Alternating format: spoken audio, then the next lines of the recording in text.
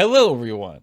Today marks exactly to the date of 10 whole years since the beginning and the start of the criminal violin, January 17th, 2015. Suffice to say, ever since then, things have changed a lot. Not just with me or the way I commentate or speak, but also in terms of content here on this channel. It has been a very unique and interesting set of history this decade of content creation has been. And let me tell you, the 1,000 subscribers, contrary to I feel like what most people would say, 10 years to get to 1,000 is almost insultingly stupid, is what most people would say. But contrary to that, to me, I actually think it happened at exactly a perfect time. Because again, it happened just short of a binary number, zeros and ones. And in this case, it's because it was 01, a new year, as well as just short of being 01, the first month of the year. And it happened at exactly midnight, which again is 1200, or in a way, it is 0000 if you use the 24-hour clock. A lot of these things would seem weird and pointless to most people, but to me, they were very impactful and meaningful. And it felt just so right. And the reason why is, in fact, because of the synchronicity of it.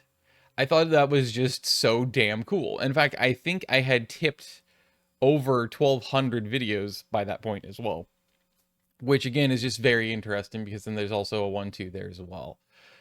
And again, it's on 10 years, so that's 1 and 0 again. I think that that's just super cool. So to have it transpire then was like doubly impactful and doubly meaningful for me than I think it would be for the average person. So for that, I want to thank you all, especially considering, again, if you know the history of this channel and the majority of the content on it, that is not why the majority of people on this channel subscribed are here in the first place. The majority of people on this channel are subscribed for the commentaries. They are not subscribed for anything else. And it shows in every other video gets like 20, 30 views, whereas the rest will usually get around 1,000 at least. So it's just it's very odd and very interesting to me to see how rapidly that shifted. And yeah, obviously the gaming market, which is how I started, is very much oversaturated. It was then in 2015, and it just kept getting more oversaturated. And if you're not doing the SEO and other things like that, and you're not obeying the algorithm, you're not obeying the average YouTube user, which pretty much wants a new video every single day, or else they arrogantly unsubscribe and or leave an unsavory comment because they're upset because you're not good enough to them, because you're not giving them what they demand. And for me, I've always had the opposite mentality. I've always basically had a fuck you as a viewer mentality. I do what I want. It's my channel. It's my content. F off. Though, in the beginning, that was not the case at all. And in fact, the very first day, and the very first week or month even, I was uploading, I think, 3 videos a day, which says a lot. But yeah, and then it very quickly kind of burnt myself out, as I kind of expected would happen. And I eventually was willing to break myself of my stubbornness and allow myself to just go without a schedule. How long did that take? Probably about 5 years, half of the entire time of these 10 years on YouTube. I'm telling you, I am a bullheaded, stubborn son of a bitch, but it makes sense because of how Scandinavian I am. That adds up. Also, just how incredibly just rebellious and contrarian and often argumentative I can be, because I want to always have it my way, and I always want to go my own way. I do not like having any encouragement or influence from anybody else. It's always been something in my life in general that I've really struggled with, and it's really agitated me because I want as much freedom as I can get, and I like to do my own damn thing. But yeah, so the point being though, is that it took me an exhaustively long time to finally accept that I don't have to have or need a schedule. And so actually for 2 years straight, I think I totaled a grand over the course of those 2 years. I think between 2017 and 2018, I think it was. Or either it was 2019, 2020. I think it was 2018, 19. Yeah, I think it was 2018, 2019 actually, were the 2 consecutive years where I actually uploaded the least amount of content by far on this channel. I uploaded, thank you, Big Rick. I uploaded a grand total of, I think, like no more than 40 videos over 2 years during that period. And it was either 2018 or 2019, I believe. I could technically be wrong, but I'm pretty sure it's 2018, 2019. And I think it was 2019, the latter year, whichever 2 year period that was, whatever the actual years were, that I actually experienced at that point in time by far the most subscriber growth, I think, but certainly the most viewership my videos in my channel had ever received, which itself was very bizarre because that's just directly in itself contrary to the average nature of the average viewer on YouTube. It does not work like that. They want you to upload constantly. And if you don't, you start losing subscribers pretty quickly because you didn't upload for 3-4 days. Well, fuck off. I don't want to be around your channel anymore. But then again, a lot of times you will get the exact opposite where people will also just unsubscribe because you apparently spam them in their minds by uploading once a day or once every other day. And it's just, I don't know. The psychology of YouTube users is one of the weirdest, most least logical things out there, I swear, when it comes down to it. I've never quite been able to wrap my head around it, but it is very human nature in the sense it's very opposites. It's just one severe or the other. I don't know. It's weird.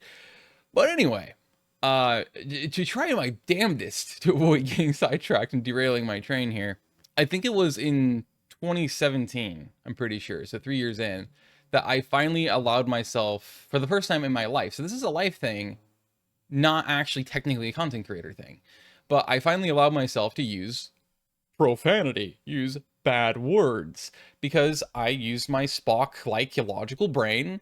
I finally actually thought and analyzed it and said, you know what?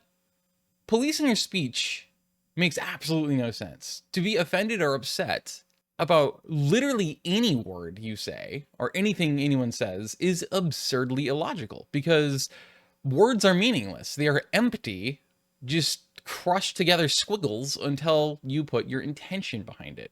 So who the fuck gives a shit? And literally ever since then, I've had the profanity, the evil, sinful profanity. And I'm very proud of it because I am telling you, it's been so therapeutic. It has been so comforting to be able to allow that to come into my vernacular. You might not think that's very important, or why the heck you mentioned this here. Well, it's because for those first 3 years, I never once used profanity. Ever.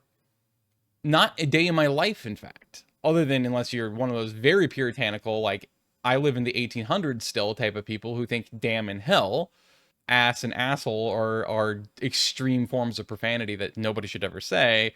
Yeah, it's just been so comforting to be able to use a pleasurable fuck or fuck you or fuck off. It's really might not ever be possible for me to truly put into words just how like genuinely therapeutic and good it feels to be able to use for terms of expression, for dramatic emphasis or whatever else. It is such a comfortable thing for me. But yeah, so that was like an evolution, therefore technically as a byproduct in my content. As a commentator, 3 years in, that was a change. There's been a lot more changes than you would think. And I realized that especially the night I hit 1,000 subscribers and I was really thinking about it, I'm like, God damn. It's actually been very interesting. I think it was around 2020 that I started to do I think it was the first time I ever did my proper commentaries. And I started something called Political Commentary of the Month. I didn't really want to do it, but at the same time, those were just things I decided, fuck it, I'll do it anyway, because I'm already a naturally expressive person, despite being an introvert, so I love to speak my mind, I love to say my thoughts, I love to give my perspectives, even though I know absolutely nobody asked for it, and most people think I'm a lunatic for most of the perspectives and beliefs or opinions or point of views I have, but to me, they're perfectly common sense and logical.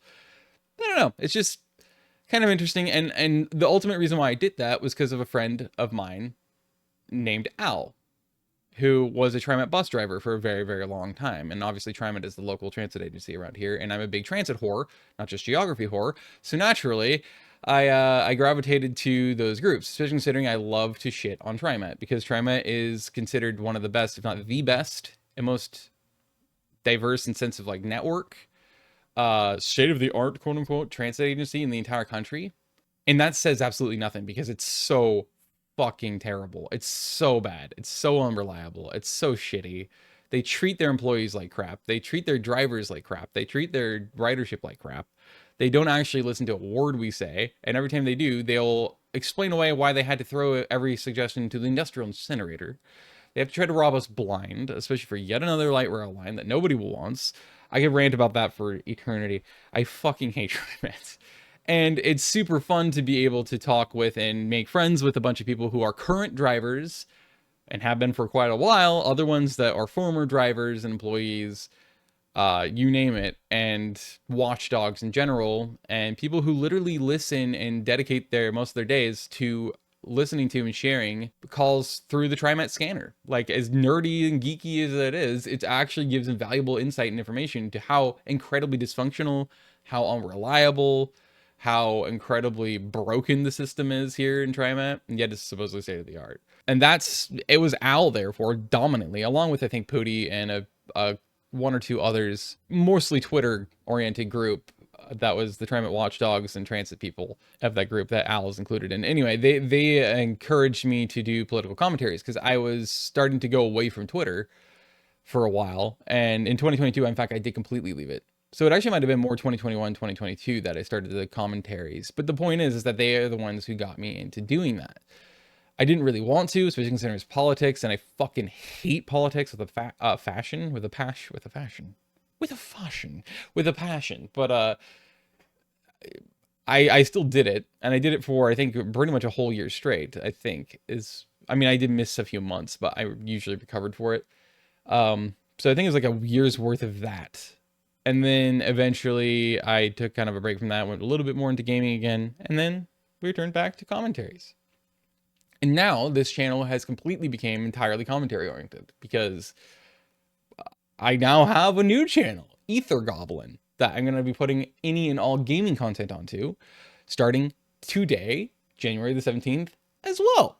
10 years in, and which I started this channel as a gaming channel, and now we have a new channel where all the gaming is going to go on to from here on out. And I have a lot of fun ideas and a lot of videos either made but yet to be edited or otherwise that are going to be going up there as well. And of course, I'm going to have a little bit of a look back, a kind of a walkthrough of my history on this channel via the gaming side of things over there as well. So if you want that version of it, you can get that too. And then you can have the complete story on both sides of the fence that way, which might be fun for some people. Probably not most of you, but you never know. So feel free to head on over there if you're at all have an inkling to sniff around a bit and give your goose a gander. Throughout these years here, doing the Criminal Violin, doing content creation here, these 10 years, I have actually been able to meet and collaborate with a lot of different people. Not as many as a lot of people do, but I have been able to. And I think one of the wildest things is that when I was still early on in the first 3 or 4 years and I was doing a lot of content,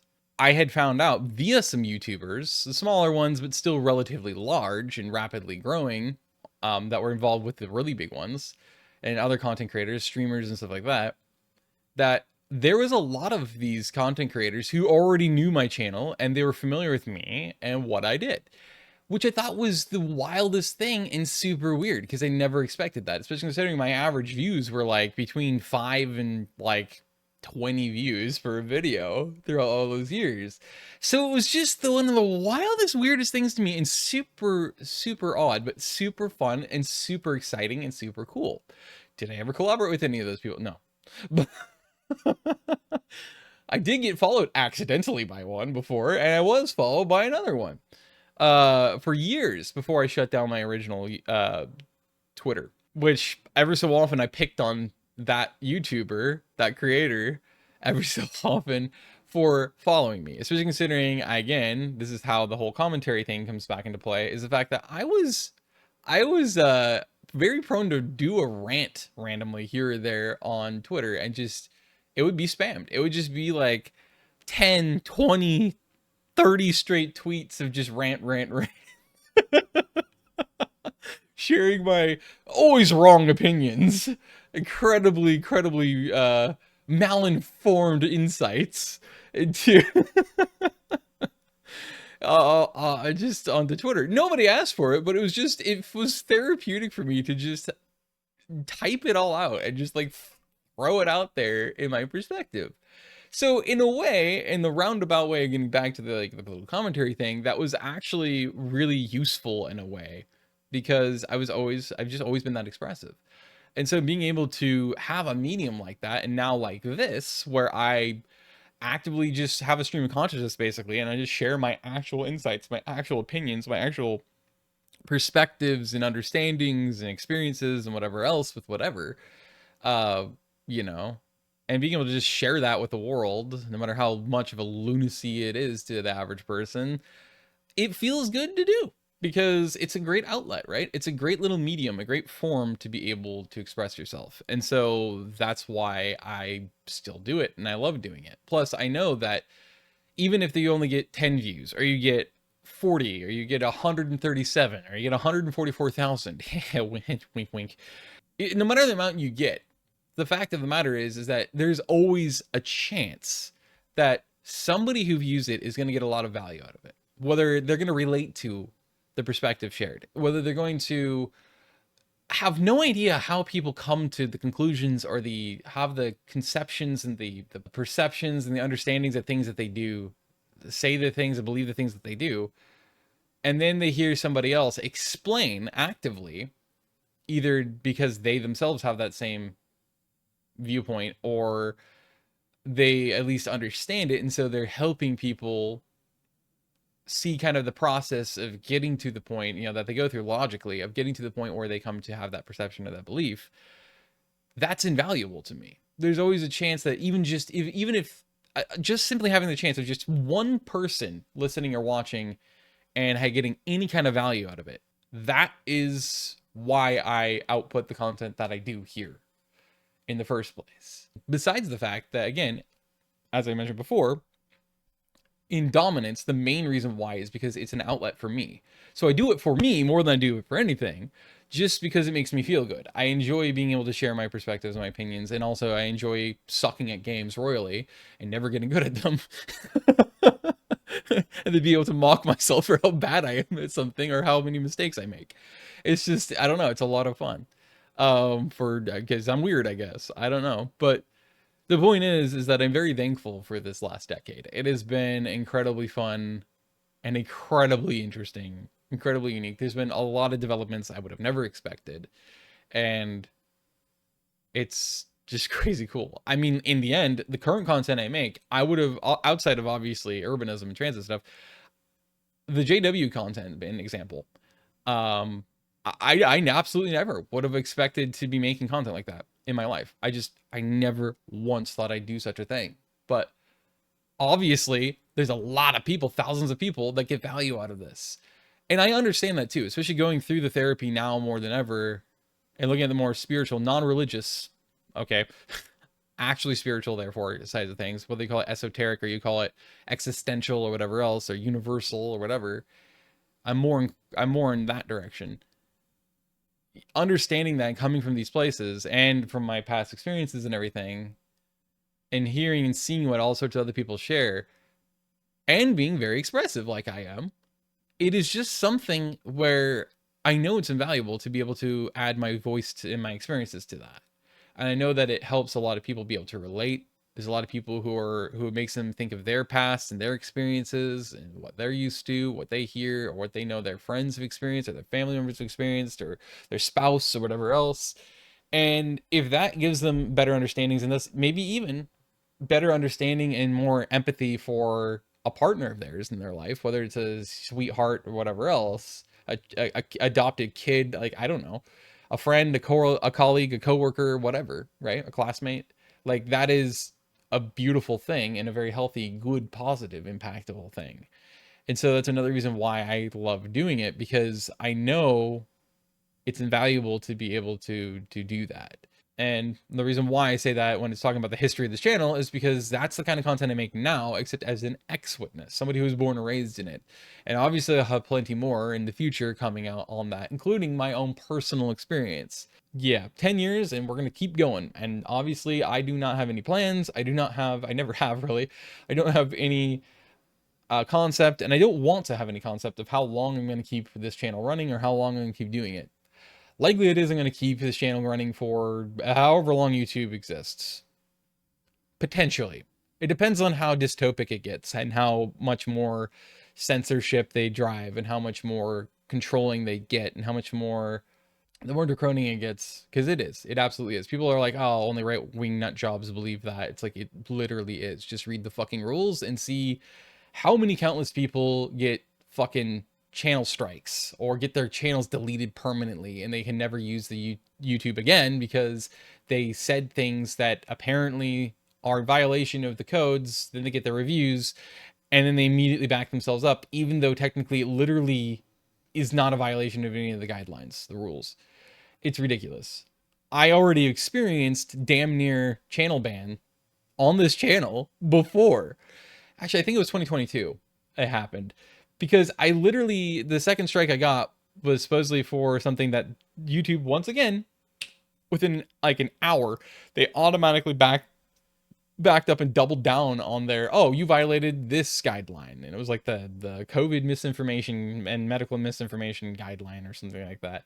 And it's like literally the video was, I read verbatim directly off the CDC's Center for Disease Control's website.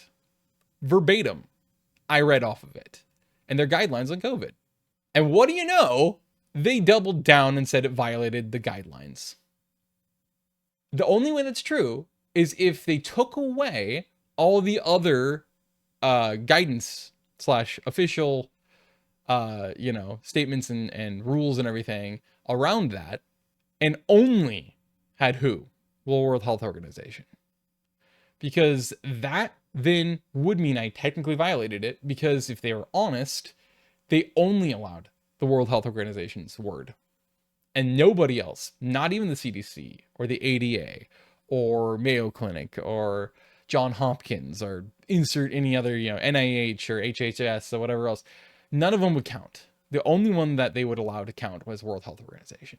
If Alphabet Inc. was honest, that's what it would have been. But no. So, yeah. Apparently the CDC is getting called a liar by Alphabet Incorporated, our overlords of Palo Alto, California. So in that essence, we'll see how long I actually last on YouTube.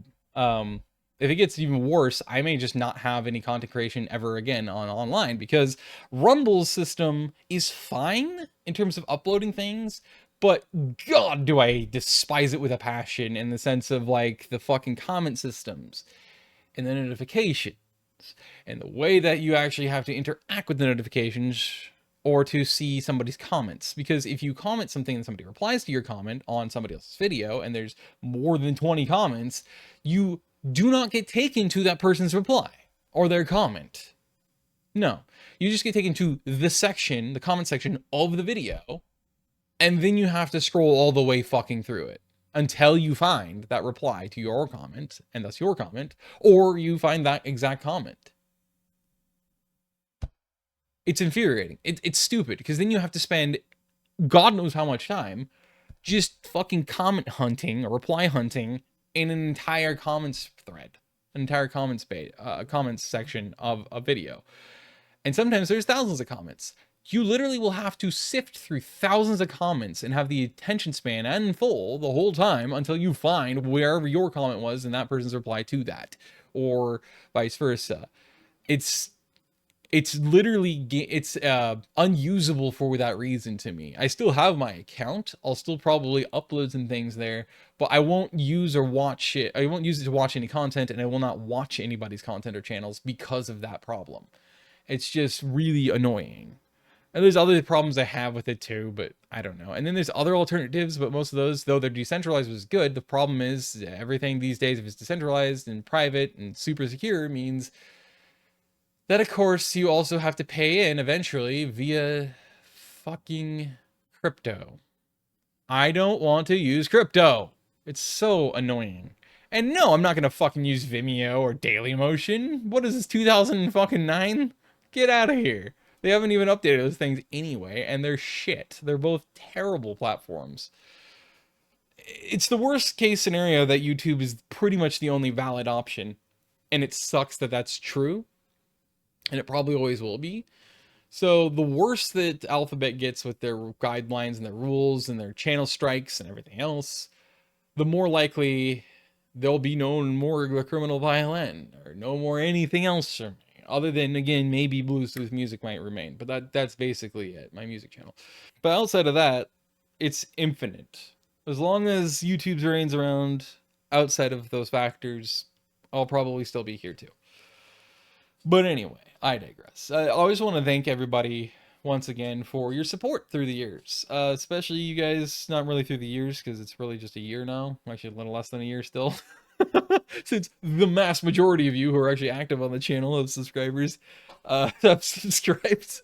But well, let's pretend that's not the case. We'll sweep that under the rug and pay no attention to the man behind the curtain, as the rule goes. We'll just live in delusion.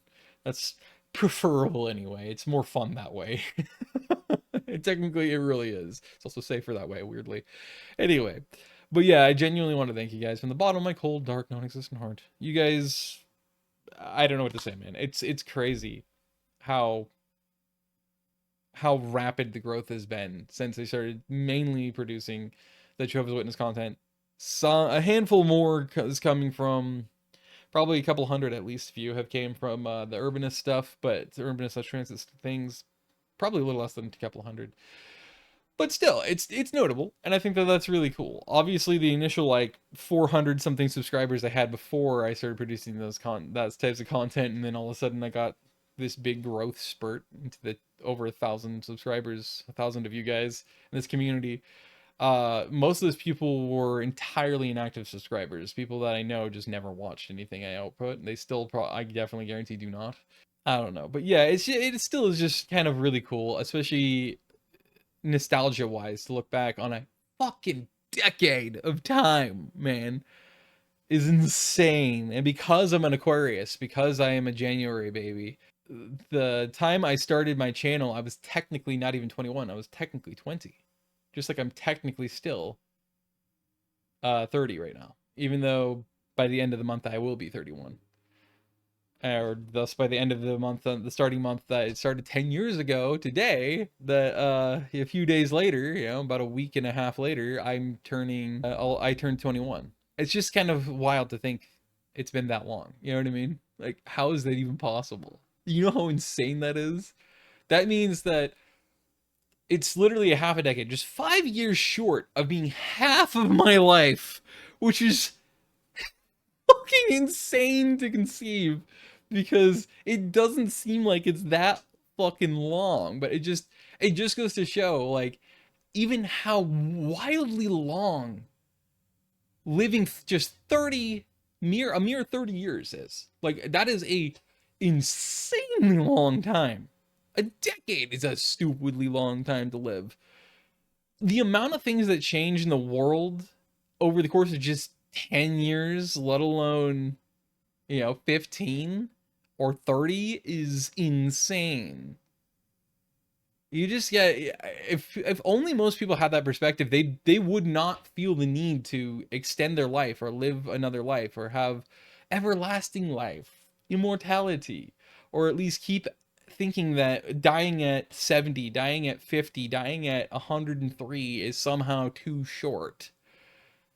Because you'd realize, actually, it's not. That is a wicked long time. That is a stupid amount of world history that you experienced and lived through. And so, even in the context of something like a channel on YouTube, 10 years is insane. 15 years is insane. You know? We're in 2025. So, the oldest channel on YouTube is 19 years old this year. It's nearly 2 decades, 20 years old. Think about that. Let that sink in.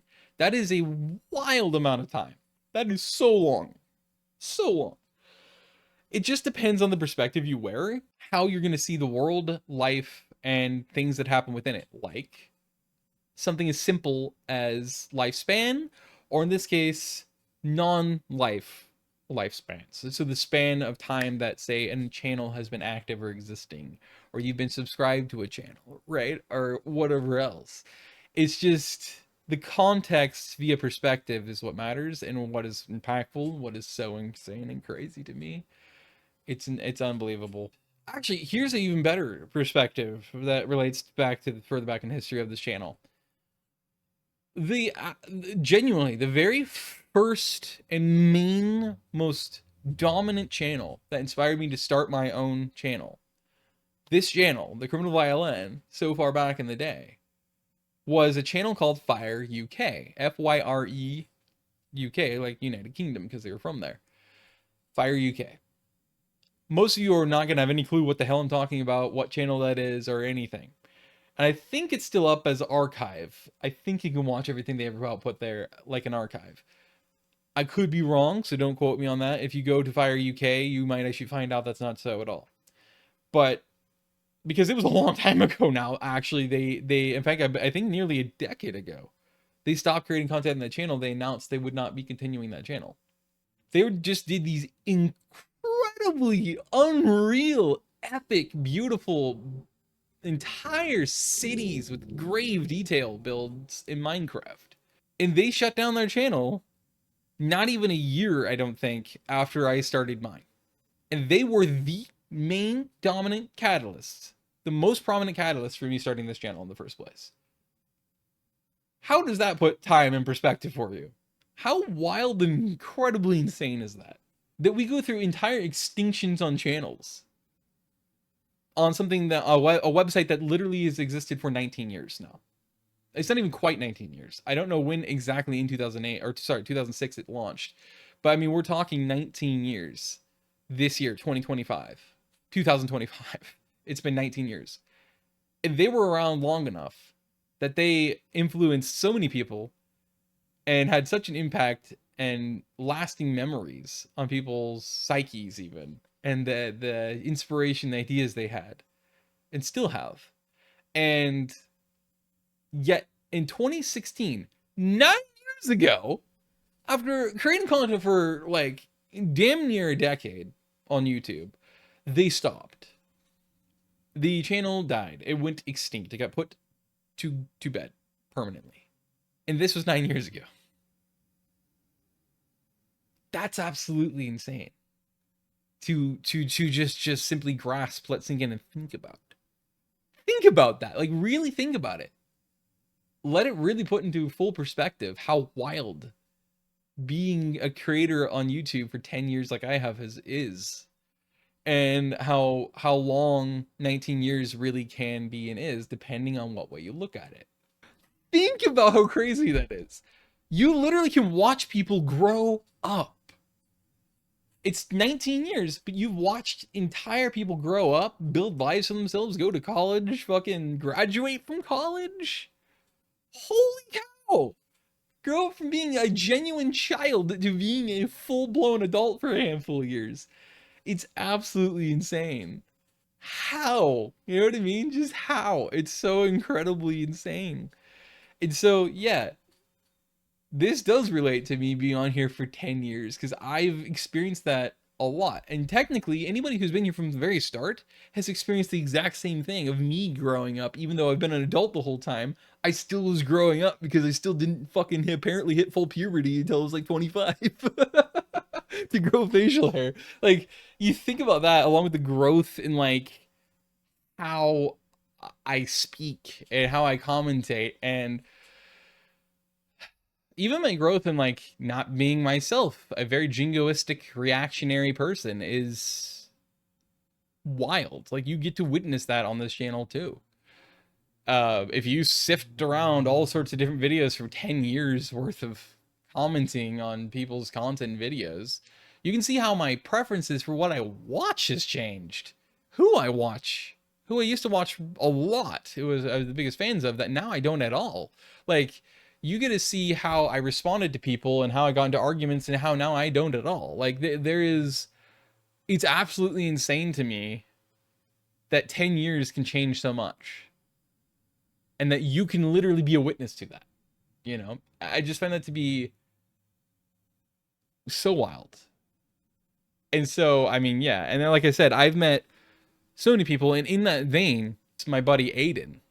because I've been able to watch him go from a teenager still in high school to going into college, you know, becoming a pretty, you know, pretty intention, at least throughout college or high school, including through graduation, him being pretty dedicated to baseball, but then him and Han about if he even wanted to go into sports in college at all, if he really wanted to play baseball at all seriously, or if he'd rather go into a different passion and true interest of his, which was photography and graphic design, graphic art. And you know, I talked with him a little bit about that, and then he ended up choosing photography and graphic design, graphic art, which is really cool. So I mean, that's a stark change. And so seeing that happen was really interesting. And yeah, just seeing how he's grown up, like literally grown up from being a teeny bopper, as you know, as our parents would say, to being a full blown adult who's I think is by now graduated college and is this big photographer, not big photographer, but he's a photographer and does graphic design a little bit, and he's had a sweetheart for years now. They're a really sweet and cute couple, and they have their fur children and their dogs, and being able to see that's really interesting too. And I don't know, it's really interesting to be able to know that you can literally meet and then watch people you meet grow up. For Aiden, I think it's been like 8 years, going on to 9 now, or maybe it's been 7 going to 8. It's one of those two, and yet so much has changed. You get to watch him grow up. Again, it just puts it into full perspective how crazy that is. But it's just really, really cool. And I still really want to meet both of them, but especially Aiden at some point. He's always a blast to be able to collaborate with. I always have so much fun when we do it. We're always laughing and goofing off and doing stupid stuff and making shit jokes. I don't know. I really appreciate it every time. I very much valued that, especially. There was Flame Knight 7. Me and him collaborated quite a bit before he ended up going on his own and doing all this. He changed from doing general gaming content, especially like Gmod, which is how me and him would collaborate along with Aiden and a bunch of others. And he moved on to doing VR chat dances, choreography. Like that just became his thing. And I think he's still active doing that on YouTube. I'm not 100% sure. He might not be anymore. That was what he was doing for like years there. And he blew up out of all of us doing content creation of any kind. He blew up out of all of us. And he got to, I think like last I saw, it was like either 20 something thousand or 40 something thousand subscribers. Like that's where he really blew up, was when he started doing that. And he got like super healthy and super physically fit and super buffed and everything and trim from just dancing in VR, which is just the weirdest thing to me. And I've never been an anime person. I've never been therefore into anything that VR chat has to offer. So I just wasn't watching that content ever after that, because it's just like I'm embarrassed just by looking at it. You know, and it is just me. That's me being me. You know, obviously is nothing against it or anybody who's into it, but it just feels really uncomfortable for me to see that kind of stuff. So I'm like, nah. But it still is really cool, and I love that he got really successful with that. I think that that's amazing and awesome. There's probably a lot more things I could talk about, even outside of the gaming history and aspects of this channel, that could lend a lot more to the history and the kind of nostalgia bombing of this 10 years of history on this channel. But I don't know, man. I just decided I'm done for this year, at least, going through it. Now, originally I was going to actually like spend many days sifting through my channel and going and finding and downloading like specific videos, or at the very least recording specific clips in full screen with OBS from various videos. But then I realized the sheer amount of time and dedication that would take to go through a catalog of 1,000+ videos, it's not worth it. It's not worth it. So I'm not going to do that. But yeah, it's just, I don't know. There's a lot of nostalgia there and a lot of history. And again, I am very grateful. I'm very thankful that I've had this opportunity, that I gave myself this opportunity, that I took that shot in the dark and said, screw it, I'm going to try this, I'm going to do it. And that I stuck with it.